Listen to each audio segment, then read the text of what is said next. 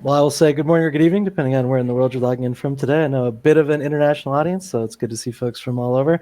I'm pleased to be joined today by Angus Gold's president and CEO, Breanne Beh. Breanne, how are you this morning? I'm good. Thanks for having me. Awesome. So here's how today's going to work, just for the folks in the room. I got a number of questions for Breanne, ranging from her background and work experience through to Angus Gold and the Golden Sky Project. So a bit of a grilling today, Breanne. I hope you're okay with that. Yeah, no, for sure. Awesome. And once I'm through, I'm happy to take any audience questions that come in. So if there's anything you'd like to ask Breanne today, there's a chat button on the bottom right hand of your screen. Feel free to ask anything. If we don't get to it today, I will make sure the Angus team still gets the full transcript. So do feel free to write in the chat, and hopefully we'll get to it today. It really just depends on time. Last piece of housekeeping, today's event is also being recorded and will be available for replay. I'll probably have it actually in the early afternoon Eastern time. It'll come right into your inbox, and from there you can feel free to share it around. It'll be both on six.com, but also on our YouTube channel. But Breanne, I'll get into the protein of today. I'll start with a personal question, if you don't mind. I'm curious, where'd you grow up? I grew up in London, Ontario, so southwestern Ontario. London, fun. Yeah, I know you went to the University of Calgary, as I understand it, for your undergrad. And I'm curious, I always like to ask this question. What drew you to geology during those studies, and what aspect fascinated you the most? I know some people I talked to say they were born thinking about rocks, and they were playing with rocks when they were a kid. Sometimes the magic happened in university. So curious which it was for you. So to be honest, I went to Calgary for like varsity sports. So I didn't really pick a school based on the programs at the time. I did start in like a pre-med streamed program. I thought I wanted to get into sports medicine. I knew I liked science. But yeah, I didn't really love my courses in my first year. So it was actually my mom who was kind of like, well, do you like the school? Do you like, the team you're on? Yes. Okay, well, why don't you just take, a bunch of classes and see what sticks, see what, you really love. And so I was kind of going through the course calendar. I had taken this earth and space science class in high school, like in grade 12, and I really liked it. And geology sounded really similar in the description. I was like, okay, I'll try this. I think the first year class, they take you out to like Kananaskis, so the foothills of the Rockies. And I was like, this is incredible. I didn't even really understand job prospects at the time, to be honest. I just was like, I can do this science for 5 years. So I kind of at that point like started switching all my electives to make sure I could transfer into the program full time for my third year. And yeah, that's kind of how I ended up in it, a little bit by accident. So. Hey, no, that's as good a reason as any. I went to Carleton because I thought the debate seniors were cute. So there's a bunch of reasons, right? Yeah. And I'm curious, how is going straight from your master's at Lakehead to working at Probe? I always like to know how academic geology is different from the field. Like once you're really in it for a private company, what's that energy like compared to academia? Yeah, so going from Lakehead to Probe, so at the time I remember there were graduate students and grads from the geology program in Thunder Bay, going to Australia, BC, like South America. And I was like, okay, I got this job in Chapleau, Ontario. Where is that? So I Googled it and was like, okay, I'll give this a go. Such a fantastic experience though. Like when I got there, the town and the locals that worked in the core shack were so friendly.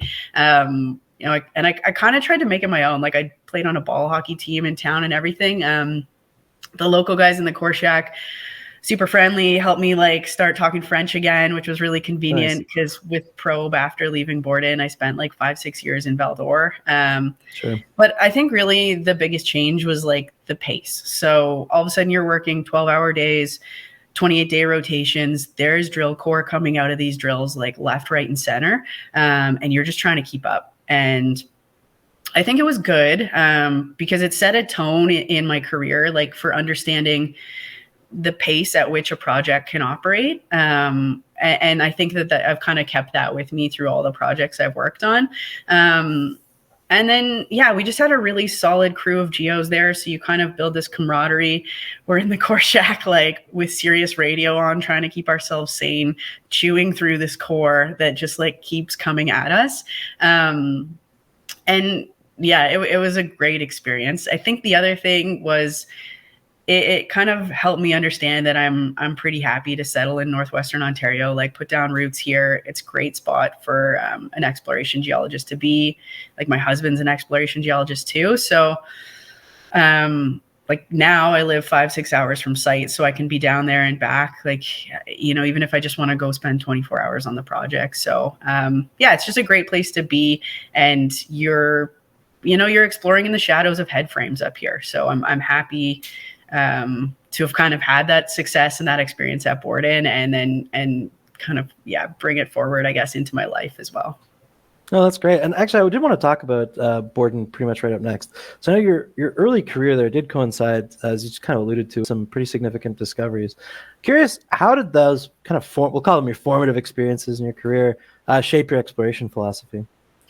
Yeah, so I think the exploration philosophy at Borden was like, it was very systematic and surgical. Like, you know, it was this low grade deposit initially that had been found, and the plan was to kind of systematically define it. But also try to assess the exploration potential of the large land package that they had put together. So really, it's the same thing that's going on right now for us at Golden Sky. And yeah, as we were drilling the deposit, again, systematically moving eastwards there, you know, we hit this high grade zone in hole 256, and that was a game changer for the project too. But I think, you know, early in my career, like maybe I didn't understand the full extent of what was going on, but I do, you know, remember, yeah, okay, we've hit this incredible hole. We all pulled it back out. We're all like assessing why it's different from the other zone, why, you know, there's all of a sudden these incredible assays, what's going on? How can we change the drill program to kind of target this now? So yeah. And then on the daily, like I find myself, you know, remembering, okay, you know, hole 256, we're not at hole 256 at Angus yet. So we just need to keep drilling this broad, low grade kind of situation that we have at the Golden Sky. And I think, yeah, it's only a matter of time before maybe we hit our 256. So yeah, I think it keeps me motivated and positive, because you never know what's out there. And as long as you're testing good targets and good ideas, I think, yeah, that it's going to happen, you know? Oh yeah, that's an exciting North Star to get to 256. I like it. I think that's fun. Yeah. Now I am curious, just to talk about your career broadly. I know many talented geologists choose different paths in resource industry. Some will some feel very strongly about industrial metals, for example. Mm-hmm. What drew you to gold exploration over other potential geological pursuits? Yeah, so I think initially it was the first job I got, so that'll do it. Sure.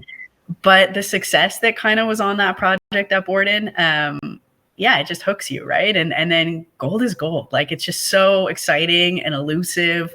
It's hard to find, but those moments where you get to see, you know, visible golden core are yeah, they're kind of magical. Like when we're drilling our new Dorset West zone, and yeah, we just have this higher frequency of visible gold than anywhere else on the project. And honestly, most other projects that I've been on. So we're seeing it at an increased frequency in the core shack. And it's really exciting. Like the whole crew gets excited. All the geos run over and they're like, got their hand lenses out. We're like, oh yeah, that's it. That's for sure it. So it kind of hooks you. That's I think a big part that people underrate, because, you know, the people have a million reasons for why they like gold. It is just looks cool. I think that is like genuinely a big part of it. Yeah, like, you know, I'm like, oh, let's check it out. Yeah, and you want to see it in the sun again. You're like, you definitely. Yeah, do the shine. Yeah. Now I am curious, just to jump back to Probe for a second. I know the team won the 2013 Prospectors Award. I'm curious, it's just something I came up in research. What technical approaches or methodologies contributed to that success? Like, what do you think was the genesis of that award? Yeah, so I think so David Palmer, he's the president and CEO, or he was, of Probe Mines, current president and CEO of Probe Gold, and then he's also conveniently a director of Angus. I think, yeah, when you look at his kind of methodologies or approaches, he's just really systematic in how he likes to design exploration programs. He really likes to start big picture. So we'll do, you know, like a high definition airborne mag survey, typically on the entirety of the project. And then if possible, we'll do a property scale geochemical survey. And then, you know, you also have prospecting and mapping that you try and kind of coincide with that. And then, yeah, you look at everything and kind of decide the areas that are your favorite, and then he'll move to ground geophysics. And then at that point, once you've completed your ground geophysical work, you've got drill targets generated that have, a number of reasons as to why they're a good drill target. So I think it's just that, systematic approach that he brings to the table that made Borden a success. And then the other thing is, like, he's not afraid to try new techniques. So early on, like in my career, we were exposed to a lot of exploration techniques, right? If he thinks it could unlock a new target and that, it doesn't sound like a crazy out there technique, like, he'll give it a go as an orientation survey on the project and see how it performs. And I think that trying something new also ultimately led to the success of the project, right? Like, from the get-go, Borden is situated on the edge of the Kapuskasing structural zone. So it's not, your traditional greenstone belt gold territory, but he saw this project that had kind of been overlooked in terms of geologic setting. It's along a highway, there's road access, there's gold grab samples at surface. Like, those are all reasons you want to have a project at the get-go. So I think, yeah, like, just, from the genesis, there was that kind of thinking outside the box aspect. And then, yeah, in the vein of conversation of thinking outside the box, or Dave was also the one that kind of saw this potential on the Angus land package, right? And he's on the board, so we kind of always continue to talk strategy and discuss targets that we like best. For me, he's been a consistent sounding board for, I think I've worked for him now for almost 14 years. So it's, that's like a mentorship that has stayed consistent in how I kind of go about things. So awesome. No, that's good to hear. Zooming into where you're working now, I'm curious, just regionally speaking, what do you think makes Wawa so prospective for gold mineralization generally? Yeah, Wawa, it's a funny area. So again, kind of going back to that, like, Kapuskasing structural zone, right? Like, the Wawa greenstone belts are thought to potentially be the western extensions of the Abitibi greenstone belts, but they have that Kapuskasing uplift in the center, that kind of transects them. So, technically they don't have the Abitibi name attached to them, and I think maybe, that's one of the reasons they've remained so underexplored for so many years. But I think the potential still remains in the camp. And yeah, if it is the western extension of the Abitibi, it obviously just makes it so prospective. Like, the Abitibi is a world-renowned greenstone belt for gold. So we're just, we're in the right geological setting. And then, yeah, like, the North Shore of Superior has a little more topography, I think, than people realize, especially in comparison to, like, Timmins, kind of Kirkland Lake, Val-d'Or, that stretch. So I think, yeah, I feel like maybe it deterred prospectors back in the early days too, and it's just kind of sat untouched in comparison to those other, like, gold camps. But yeah, now we've got these successful mines going, the Eagle River mine, Alamos's Island Gold mine. Sure. Like, Eagle River mine literally brings a road right through the center of our project. So we're very fortunate in that regard. And yeah, I don't think it's been thought of as that traditional gold camp, but I really do think that's changing. So it's great for us, Oh, yeah, absolutely. And when you were looking at Golden Sky initially, what geological indicators suggested the potential to you? Yeah, so, and I kind of touch on it every time I give the presentation, but there's a number of gold-bearing shear zones on the project that are very underexplored. And, we just recognize that they haven't seen, any recent work, any systematic exploration work, which is what we like to bring to the table.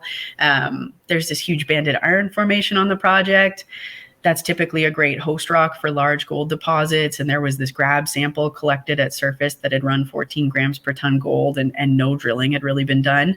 And then, yeah, you had this historic resource at Dorset where we thought, okay, I really think that it's been left in a situation where we could reinterpret some things and just breathe some new life into this. And then, yeah, again, like, we're adjacent to this operating mine with its mill. And so just all those ingredients kind of went into okay, this project's got great potential right off the hop.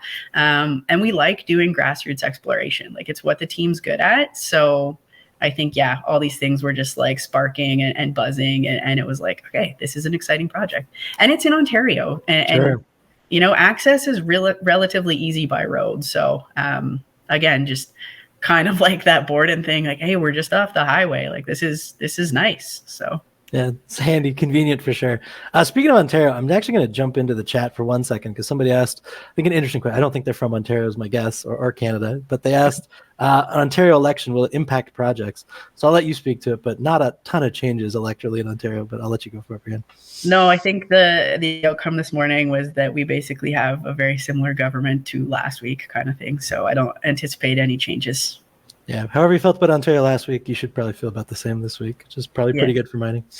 But back to Golden Sky. So the extension of the Dorset Gold Zone from 750 meters to 2 kilometers, that represents obviously pretty substantial growth.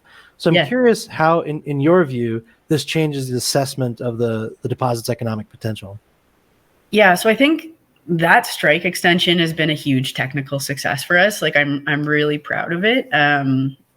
The deposit's exposed its surface. We've drilled it off, depending on the part of the strike length that you're on, to 250 meters true depth. At the grades we're seeing, like, hovering around the 2 gram per ton point. And then again, the fact that it's literally along the haul road that goes to the mill, which is only about 7 or 8 kilometers to the north of Dorset. I think growing that strike length is just a huge factor for making this deposit more economic. And then, I just like to remind people here, we don't have to define 2 million ounces at Dorset because all the infrastructure is already in place.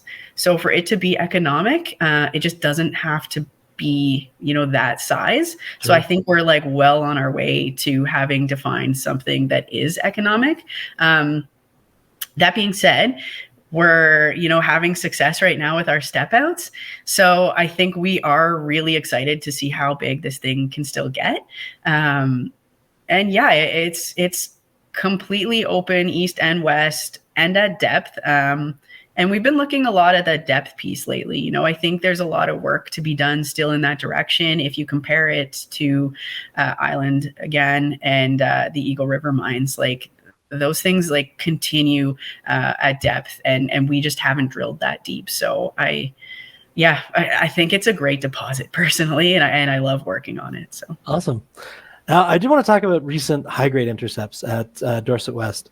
So as I understand, it was 16.2 grams a ton, gold over 2.0 meters. So I'm curious, what structural or lithological controls appear to be concentrating mineralization there? Yeah, so lately, like, we're looking a lot at the ore shoot concept. So trying to collect a set of stretching lineation data that, this is something that we need to do to kind of push our understanding of the geology and the geometry at depth further. Those stretching factors and the ore shoots and the plunge of them, it's really a factor in all deposits in the area. Really most gold deposits in shear zones, to be honest, but it is a factor, at Eagle River, at Island, Red Pines, Jubilee Shear. They touch on the stretching lineations and the ore shoots a lot as well. So just the district as a whole, that's a common theme. So then for us, the work becomes trying to define these ore shoots and try and hit the best grades while still continuing to grow kind of the low grade continuous envelope of gold mineralization that we have along that entirety of the 2 kilometers. Awesome. And I know you've got 15,000 meters planned for 2025. Is that right? Yeah, approximately. Awesome. Close enough. What technical criteria drive these targeting decisions across the various zones? I know it's quite a big area. Yeah, so I think, like, when you look at Golden Sky, it's a bunch of projects basically wrapped into one, right? And so we try and definitely balance our meterage allocation responsibly. And the goals, I think, are basically to try to balance between our two more advanced areas, so the Banded Iron Formation Gold Zone and the Dorset Gold Zone. Testing new hypotheses in these regions, growing them, as I've mentioned. But then also, we don't want to overlook new exploration targets because, a new discovery again could really be a catalyst for us too. And sure. So, whether it's hitting a parallel zone at the Banded Iron Formation or a new intersection at our Feather River exploration area. So yeah, it's trying to kind of balance a bit of both goals, but definitely I would say the majority of the meterage obviously goes to our two more advanced targets at this point. So yeah. Oh, makes sense. One question I'm always curious about this is your proximity to Wesdom's operations give to me some interesting geological context. I'm curious how the structural controls at Eagle River inform your exploration model at Golden Sky. Right. So yeah, we've kind of touched on it a little bit already, but having a gold deposit in a shear zone, you typically have this stretching piece to it, right? So for us, it's been, looking at the ore chute geometry at Eagle River and at Island. Both Dorset and the Biff gold zones are in shear zones. Initially, we actually thought the Banded Iron Formation zone was just being controlled by like a planar feature, like a lithological contact. So we weren't looking at that ore chute geometry aspect, but then it was field work and identifying a shear zone that we were like, okay, now we need to start looking at these plunge features and trying to figure out their directions and their orientations. So yeah, I think, again, you're proximal to Eagle River. You could definitely use the plunge and trend of the ore chutes there as an analog for us, but we're in different shear zones. So you shouldn't presume anything. And that's why we're working towards, collecting our own data sets. So yeah. Awesome. No, that's very helpful, and I appreciate the extra context. Now, I do want to get into markets really briefly. Obviously, it is not the greatest junior mining markets, but the good news is your treasury position that Angus has enables pretty significant work this year. So what I'd love to know is, how do you balance exploration with what's your personal viewpoint on balancing exploration with preserving capital, given that the market is uglier than you'd expect for gold prices? Right. Yeah, so I mean, we plan our budget and our programs well in advance. There's a lot of discussion on the regular, I think, with the board and kind of like, okay, how are things going? How are results looking? Do we continue in this direction? Do we switch in terms of our exploration targeting? But yeah, we just try and ensure that we have sufficient liquidity for exploration and other initiatives, and we also just try and monitor the access we have to liquidity. Awesome. There's one question I'd love to jump to the chat for. Dave Kranzer asks, thanks for joining us, Dave. He says he's been invested in recommending Angus since 2020. He'd love to know what the timeline looks like, assuming there's enough information to put out an MRE next year to an economic study. Right. Yeah. So I think, we're definitely working towards it. Would be a big milestone for us.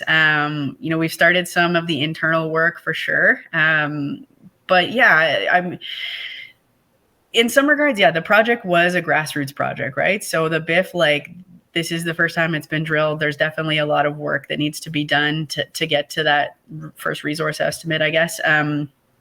But yeah, I think our goal is sometime in 2026. We haven't really stipulated when yet, and we're hoping that the drilling we're doing this year is successful and can be incorporated into any initial estimate. Awesome. No, appreciate that. That's helpful context. And just generally, actually, kind of zooming out, but in the same area, what technical milestones represent the biggest de-risking of Golden Sky over the next, let's say, year and a half? Yeah, I mean, I guess a resource estimate would be the biggest milestone that people would like to see. So, yeah. No, fair enough. We'll just point towards that. Makes sense. One question that came in over email, and they're curious what the style of gold mineralization is in BIF. Structural with quartz veining or some other type? Yeah, it does. So as I mentioned, it does seem to be structurally controlled more than we thought initially. There's increased quartz veining in the zone. You get a decreased content of magnetite with an increase in pyrrhotite in the zone. And then, basically it's the shearing that we're identifying now as our zone. So. Awesome. No, very helpful. Now, there's one, this is a bit of a crystal ball question, sometimes impossible to answer, but I'll throw it to you anyway from Wesley in the chat. He asks, is the plan to build a mine at Golden Sky, or is it to sell to a major? I mean, yeah, I think Angus, as a crew, we love exploration. So I think the general outcome would be to maybe pass it along to a group that has the specialties to do that. So, yeah. Awesome. And as we come close to the end of the half hour, I always like to end back in your personal life, if you don't mind. It's a Saturday night in July. Let's assume for a second you don't have any work to do. I know that might be a total fiction, but let's assume you don't have any work to do. Where are people most likely to find you? Yeah, summer. I think we got like 9 inches of snow last night. So we're imagining. Yeah, I for sure would probably just be sitting outside or around like a little campfire with my my husband and my kids. Like we enjoy the outdoors, roasting marshmallows and yeah, just enjoying the evening, I think. So I like, spending time with the family. Sounds like a great night. And just before we jump off, I'd love to let the investors in the audience know, what are you most excited about at Angus this year upcoming? Oh, I'm like most excited about Dorset West. Like I just, when I was at site last week, like the core coming out is looking good. I'm very hopeful for just, the results coming out of there. I'd love to see that thing build and build and build westwards closer to the haul road conveniently for everyone. So awesome. Well, that's exciting to hear, and stay tuned, everybody in the room. So thanks so much, everybody, for joining. Those who jumped in the chat. If you think of the perfect question to ask right after the event, which I often do, please do send it in. I'll make sure that the Angus team gets it. But Breanne, thank you so much. This was fun. Yeah, thanks for your time. I appreciate it.